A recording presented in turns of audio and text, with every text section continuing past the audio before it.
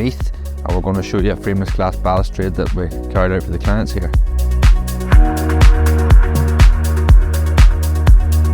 The customer first got in contact with us. She didn't want to go for something that was going to obstruct her view again, as most customers do when they have a view like this. So we came out and met the clients and we discussed what the best option would be. So we decided to go for our frameless glass balustrade. Now this is a decked area which sometimes isn't suitable for a frameless balustrade, strictly for fixing purposes.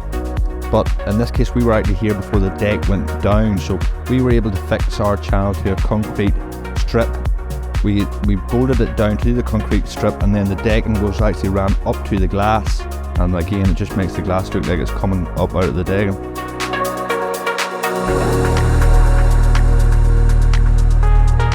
So the main benefits of a frameless glass balustrade are that it doesn't obstruct your view at all, and another benefit would be that it's very low maintenance. As you can imagine, just when you're cleaning your windows, if you give the glass a wipe with a hot soapy water on a cloth, it comes up like new. This balustrade was actually fitted, I think it was around 4 years ago, and it's as good as the day it was fitted.